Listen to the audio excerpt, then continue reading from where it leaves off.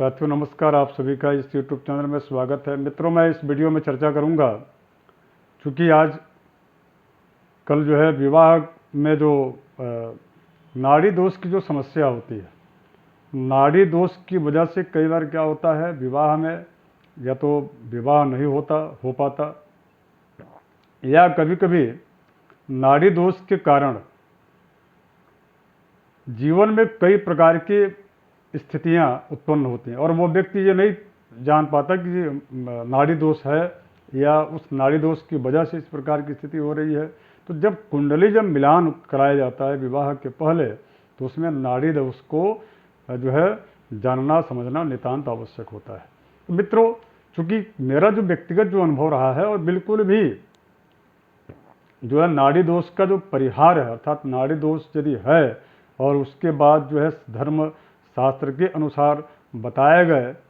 उसके अनुरूप जो है यदि आप उसका उपाय कर लेते हैं, निश्चित तौर पर आपके जीवन में नाड़ी दोष से संबंधित आपके दाम्पत्य जीवन में, आपके जीवन संगिनी और आपके बीच या आपके जीवन साथी के बीच में, आपके बीच में किसी प्रकार की कोई जो है द्वंद्व या किसी प्रकार का वैचारिक मतभेद या संबंधों को लेकर के बिखराव की स्थिति बिल्कुल भी नहीं होगी। तो मेरा आप सबसे आग्रह कि आप इस पूरे वीडियो को आप देखें, इसमें आपको बहुत अच्छी जानकारी मिलने वाली है। और इसके साथ साथ में यदि आपके घर में या आपके परिवार में इस प्रकार के मिलापक से संबंधित अर्थात कुंडली मिलान से संबंधित यदि कोई इस प्रकार की चर्चा होती है कि जो है नाड़ी दोष की वजह से किसी का विवाह रुक रहा है या किसी के विवाह में बाधा उत्पन्न हो रही है या उसके जो है दाम्पत्य जीवन में कभी कभी कठोरता आ जाती है, तो आखिर उसका कारण क्या है, तो उसको जानने समझने के लिए अपने मित्रों को या अपने साथियों को, अपने घर में परिवार के लोगों को जो है यह वीडियो आप देखने के लिए ज़रूर बोलें, लाइक और शेयर करें। इसके पश्चात जो है यदि आपने अभी तक सब्सक्राइब नहीं किया है तो आप हमारे इस वीडियो को नीचे एक लाल बटन दिया हुआ सब्सक्राइब का, उससे सब्सक्राइब अवश्य कर लें ताकि अच्छे जो ज्ञान की जो बातें वो छूट ना जाए आपसे, क्योंकि प्रत्येक जो है जब हम वीडियो डालते हैं इस प्रकार का तो उसका अपडेट आपको जो है मिलते रहेगा। तो मित्रों, अब मैं चलता हूँ विषय पर, क्योंकि विषय जो है सबसे पहले तो हमको आपको ये जानना होगा कि जब मिलान करते हैं तो उस समय जो है नाड़ी दोष की क्या स्थिति होती है, नाड़ी दोष होता क्या है। तो मैं आपको बता दूं कि यह हमारी पुरातन परंपरा रही है कि उस व्यक्ति के जन्म के नक्षत्र के आधार पर, जिस नक्षत्र में उस व्यक्ति का जन्म हुआ रहता है उसके आधार पर उसका जो है नाड़ी अर्थात जो है ब्लड यानी कि रक्त समूह, ब्लड ग्रुप को हम जानने का प्रयास करते हैं या उसी के जानने की व्यवस्था को नाड़ी कहा जाता है। और वह जो नाड़ी थी वह उस समय जो है 3 प्रकार की नाड़ी कही जाती थी। वह 3 प्रकार की जो नाड़ी है वह आदि, अंत्य और मध्य, आदि, मध्य और अंत्य, ये 3 जो है नाड़ियों का जो है 3 नाड़ी 3 प्रकार की होती है। और इसको पूरे नक्षत्रों को अलग अलग जो है नक्षत्र के चरणों को जो है 3 अलग अलग जो है भाग में इसको डिवाइड करके इस प्रकार से नाड़ी की जो है परंपरा को बनाया गया, नाड़ी की व्यवस्था को ज्योतिष के अनुसार निर्मित किया गया। ज्योतिष की गणना के आधार पर यदि नाड़ी दोष होता है, अर्थात अगर यदि वर और वधु दोनों का यदि आदि नाड़ी है, आदि नाड़ी जो है यदि है दोनों का नाड़ी एक हो जाता है तो विवाह नहीं करना चाहिए। और यदि नाड़ी एक है और आदि नाड़ी दोनों का एक है तो निश्चित रूप से वो जो है विवाह के पश्चात जो है उसमें विवाह के पश्चात जो वर की मृत्यु हो जाती है, ऐसा धर्मशास्त्र में कहा गया है कि आदि नाड़ी वरम हंति, मध्य नाड़ी च कन्यकाम और अंत नाड़ी द्वयोर हंति नाड़ी दोषम त्यजेत बुधः। अर्थात जो है आदि नाड़ी यदि वर और वधु यानी कि कन्या और जो है वर दोनों का यदि आदि नाड़ी है तो ऐसा विवाह बिल्कुल भी नहीं करना चाहिए। ऐसा शास्त्र का आदेश है कि यदि ऐसी स्थिति होती है तो जो है उसमें वर की मृत्यु, ऐसा कहा गया है। यदि दोनों की नाड़ी यदि मध्य और एक नाड़ी है तो ऐसी स्थिति में कन्या विवाह के पश्चात जो है कन्या की मृत्यु होती है। और अगर यदि दोनों की नाड़ी अंत्य नाड़ी है तो इसमें जो है विवाह के पश्चात दोनों का अर्थात कन्या और जो है वर का की मृत्यु सुनिश्चित, ऐसा ये धर्मशास्त्र में कहा गया है। ये इसलिए ऐसा कहा गया क्योंकि उसमें रक्त समूह की अधिकता, रक्त समूह की ऐक्य भाव यानी कि रक्त समूह का एक होना, इससे क्या होता है कि साइंटिफिक ढंग से जो आरएच जो फैक्टर होता है, उस आरएच फैक्टर के माध्यम से उस व्यक्ति के जीवन में यदि दोनों आरएच फैक्टर दोनों का एक हो जाता है तो निश्चित तौर पर इससे जो है कई प्रकार के रुग्णता की स्थिति उत्पन्न होती है और उसका जो दाम्पत्य जीवन है वह रोगग्रस्त होकर के, और वह व्यक्ति यानी कि पति और पत्नी में से दोनों में से कोई भी एक जो है उससे प्रभावित होकर के और उसको जीवन मृत्यु तुल्य का कष्ट होता है। मृत्यु हो जाता है ऐसा नहीं है, किंतु इन्होंने ऐसा निर्देश दिया, किंतु इससे ऐसा नहीं होता है कि मृत्यु हो जाता है, किंतु मृत्यु तुल्य भी यदि कष्ट होता है तो भी मृत्यु के समान है, ऐसा समझना, ऐसा जानना चाहिए। इसके पश्चात अब इसके बाद हम चर्चा करेंगे कि जो है इसका नाड़ी दोष में एक विषय आता है, कभी कभी क्या होता है कि दोनों के नक्षत्र एक ही है, दोनों की राशि एक है, और जब नक्षत्र जब एक होंगे तो निश्चित तौर पर जो है नाड़ी जो दोष है वो लगेगा कि नहीं लगेगा, यह नाड़ी दोष उसको मानना चाहिए नहीं मानना चाहिए, हम इस विषय पर चर्चा करेंगे। तो मुहूर्त चिंतामणि में आप देखिएगा उसमें एक बहुत अच्छा उसमें एक जो है इस पर श्लोक है कि रास्यै के चेद भिन्न वृक्षम द्वयोः स्यान् नक्षत्रै के रास युगमं तथैव नाड़ी दोषो नो गणानांच दोषो नक्षत्रै के पाद भेदे शुभम स्यात्। अर्थात जो है राशि के अर्थात यदि दोनों की राशि एक है और दोनों के नक्षत्र अलग अलग हैं और दोनों की यदि नाड़ी एक हो जा रही है तो वह विवाह किया जा सकता है। अगर चेद भिन्न वृक्षम द्वयो हो, यदि दोनों की का जो है उसके आगे उन्होंने कहा कि स्यान् नक्षत्रै के राशि युगमम तथैव, अगर यदि दोनों का अर्थात वर और कन्या दोनों का यदि नक्षत्र एक हो और चरण अर्थात जो चार, एक नक्षत्र में 4 चरण होते हैं, उसमें दिया रहता है, जो आप देखेंगे तालिका जो है ना उसका गुण मिलापक वाला वर वधू का जो गुण मिलापक होता है उसमें, तो उसमें जो है यदि नक्षत्र एक है और चरण दोनों के अलग अलग हैं कन्या और वर के, और दोनों की नाड़ी तब एक हो जाती एक है, उसके बाद भी विवाह को किया जा सकता है, इसमें किसी प्रकार की बाधा नहीं है। इसके पश्चात उन्होंने कहा कि नाड़ी दोषो न गणानांच दोषो नक्षत्र के पाद भेदे शुभम स्यात्। अगर यदि दोनों की राशि एक है और नक्षत्र यदि भिन्न है तो और उसके बाद भी नाड़ी दोष है तो निश्चित तौर पर वह नाड़ी दोष जो है समाप्त हो जाता है। अगर यदि एक नक्षत्र है, राशि अलग अलग है, तो ऐसी स्थिति में भी नाड़ी यदि दोनों की एक है तो नाड़ी दोष जो है समाप्त हो जाता है। पुनः मैं एक बार बता रहा हूँ आपको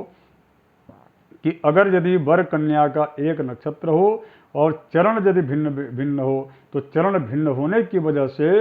वह विवाह जो है किया जा सकता है। इसके अलावा यदि एक नक्षत्र हो, राशि दोनों की अलग अलग है और नाड़ी एक ही है तो ही वह विवाह जो है करना चाहिए, उसमें किसी प्रकार का कोई दोष नहीं है। अब इसके बाद हम चर्चा करेंगे कि नाड़ी दोष जो है किन किन, इसमें कुछ जाति वर्ग जाति के हिसाब से भी लोग बोलते हैं कि विप्रों को जो है ब्राह्मणों को नाड़ी दोष देखा जाता है, बाकियों को नहीं देखा जाता। तो मैं इस पर भी एक जो है छोटा सा चर्चा आपसे करना चाहूँगा। कहा गया है कि नाड़ी दोषस्तु विप्राणाम वर्ण दोषस्तु भूभुताम और गण दोषस्तु वैश्यानाम योनि दोषस्तु पादजे। अर्थात नाड़ी जो दोष है वह ब्राह्मणों के लिए बनाया गया है या ब्राह्मणों के लिए है। यदि दोनों की नाड़ी ब्राह्मण जो है वर कन्या का विवाह हो रहा है और उसमें यदि नाड़ी दोष आता है तो विवाह बिल्कुल भी वर्जित है, इस प्रकार का इसमें कहा। इसके बाद इन्होंने कहा वर्ण दोष, अगर यदि जो है वह क्षत्रिय वर्ण के वर और वधू हैं तो उनको में जो है वर्ण का दोष जो है माना गया है। इसके पश्चात यदि दोनों ही वैश्य हैं तो वैश्य जो है वर्ग से हैं तो उनको गण दोष लिया जाता है, और शूद्र यदि हैं तो उनको जो है योनि दोष दोनों का कि योनि नहीं होना चाहिए, एक नहीं होना चाहिए, इस प्रकार की स्थिति बताया गया है। किंतु इससे एक अलग हट करके मैं आपसे बताऊंगा, क्योंकि जितने भी ज्योतिष के विषय हैं इन सब समस्त विषयों में कहीं कहीं साइंटिफिक ढंग से जो है उसका कुछ रहस्य छुपा होता है, इसीलिए लोग इसको मानते हैं। तो मेरे अनुसार ये नाड़ी जो दोष है वह सब में समान रूप से है, सब में एक रूपता से जो है माना जाना चाहिए, ये मेरा व्यक्तिगत राय है। इसलिए क्योंकि रक्त समूह की यदि मैं यदि किसी भी प्रकार की यदि उसमें जो है संक्रमण है या संक्रमित या किसी प्रकार का रोग युक्त है, तो वह दाम्पत्य जीवन सुख में नहीं कहा जाता। वह रोगी होकर के जो है आपस में बहुत ही परेशानियां आती हैं, यहाँ तक कि कई बार तो रोग पीड़ित होकर के लोग आत्महत्याएं तक कर लेते हैं। हालांकि सबसे गलत काम आत्महत्या बिल्कुल भी नहीं करना चाहिए, डट करके युद्ध करना चाहिए, हर चुनौतियों का सामना करना चाहिए। उसके बाद इन्होंने कहा कि जो है अब इसका परिहार क्या है, अर्थात यदि नाड़ी दोष है तो उसका परिहार क्या है, ये हम इस विषय पर इस वीडियो में चर्चा करना चाहते हैं। और ये निश्चित तौर पर आप सभी के लिए बहुत ही अच्छा होगा जिनका विवाह अभी की होने की स्थिति है और बार बार नाड़ी दोष आने की वजह से विवाह में जो है बाधा उत्पन्न हो रही है। तो आपके लिए या आप इस प्रकार के जो अभिभावक हमारे इस वीडियो को देख रहे हैं उनके बच्चों की शादियां बार बार इस प्रकार की स्थितियां होने से यदि अवरुद्ध हो जा रही हैं तो आप सबको हमारे वीडियो को देखना चाहिए। और ये एकदम प्रामाणिकता के साथ मैं आपसे कह सकता हूँ कि नाड़ी दोष के जो है निवारण के लिए आचार्य बृहस्पति का एक जो है मत है। आचार्य बृहस्पति के इस मत को अवश्य जो है आपको जीवन में उतारना चाहिए और निसंदेह आपके मन में कोई भ्रांति नहीं होना चाहिए। यदि नाड़ी दोष है तो आचार्य बृहस्पति के इस वचन का ध्यान रखते हुए आपको जो है इस प्रकार का परिहार करके, इस प्रकार का पूजा आराधना करके आप इस जो है दोष से मुक्त हो सकते हैं। वह है कि दोषानुपत्तये नाड्या मृत्युंजय जपादिकम विधाय ब्राह्मणाश्चैव तर्पयेद कांचनादिना। अर्थात जो है दोषानुपत्तये नाड्या, अगर यदि आचार्य बृहस्पति कहते हैं कि अगर यदि जो है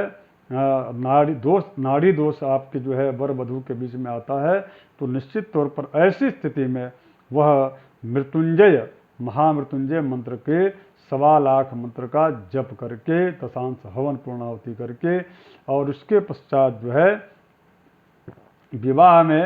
विवाह के समय उस समय जो है कन्या पिता के द्वारा स्वर्ण और जो है गोदान करना चाहिए। ऐसा करने से निश्चित तौर पर उस व्यक्ति का यानी कि पति पत्नी के बीच में जो भावी जो पति पत्नी है या वर वधू और जो है उनके जो है जीवन में किसी प्रकार की नाड़ी दोष से संबंधित जो है जो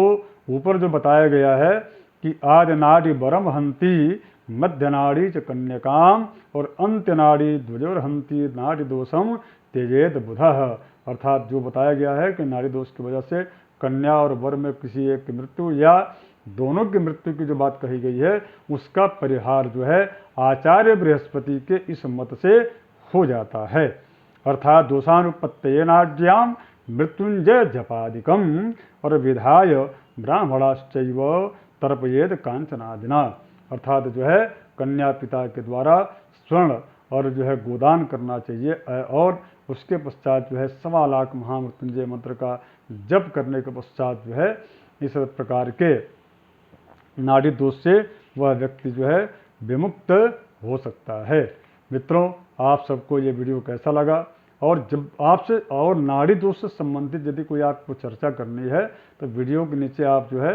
कमेंट बॉक्स में कमेंट करके और मुझसे आप प्रश्न कर सकते हैं। और हमारा व्हाट्सएप नंबर भी है, वो वीडियो के सामने आप जो चल रहा है वो उस व्हाट्सएप नंबर पर आप व्हाट्सएप करके पूछ सकते हैं। और इसके अतिरिक्त यदि बहुत सारे हमारे जो मित्र हैं उनकी जो है उनकी कुछ